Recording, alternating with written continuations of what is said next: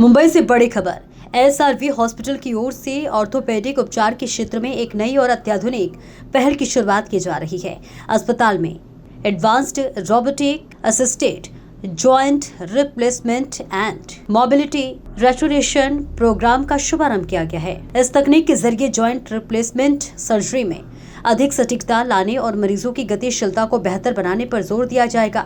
Robotic assisted तकनीक का उद्देश्य मरीजों को बेहतर उपचार उपलब्ध कराना और उनकी जीवन गुणवत्ता में सुधार लाना है। इस विशेष कार्यक्रम के उद्घाटन समारोह में जनप्रतिनिधियों, नागरिक अधिकारियों, सामाजिक एवं सामुदायिक नेताओं तथा चिकित्सा से क्षेत्र से जुड़े विशेषज्ञों की मौजूदगी रही।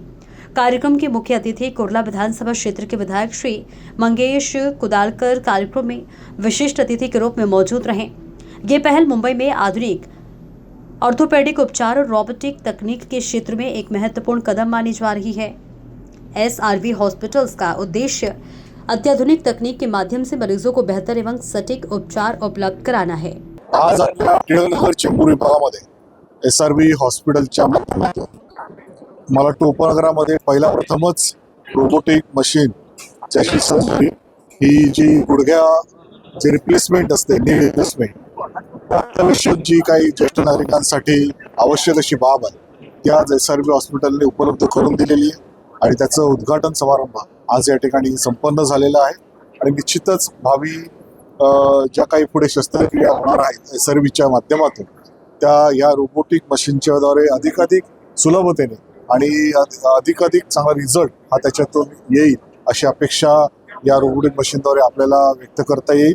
आणि नक्कीच या एसआरवीच्या माध्यमातून आज नागरिकांना सुद्धा एक चांगला प्रकारे दिलासा मिळालेला आहे आणि रोबोटिक मशीनच्या द्वारे अधिकाधिक सुलभतेने ही शस्त्रक्रिया अवघ्या काही वेळातच आणि चांगल्या प्रकारे त्याचा रिझल्ट हा येऊ शकेल अशा प्रकारची मशीन उपलब्ध केल्याबद्दल डॉक्टर अभय आणि त्यांच्या सर्व टीमचं एसआरवी हॉस्पिटलचं मनपूर्वक त्यांचं धन्यवाद देतो। आणि अशा प्रकारची व्यवस्था उपलब्ध केली त्याच्याबद्दल एसआरवीच्या सर्व टीमला खरोखर मनापासून धन्यवाद।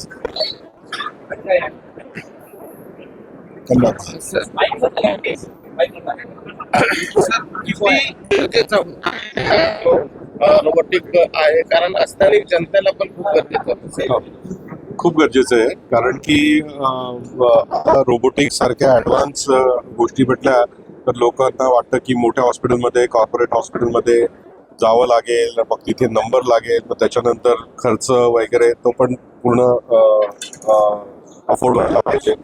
तर त्या विचारधारणेमधून आपण ही चालू केलेली आहे रोबोटिकची सेवा चालू केलेली आहे की कमीत कमी खर्चामध्ये आपल्या चेंबूरच्या घाटकोपरवासियांच्या नागरिकांना, ज्येष्ठ नागरिकांना ही सेवा उपलब्ध व्हायला पाहिजे। आणि घराच्या जवळ असल्यामुळे बाकीच्या ज्या गोष्टी असतात, पोस्ट ऑपरेटिव्ह केअर वगैरे जी असते ती सगळी काही याच्यामध्ये क्लिअर होते।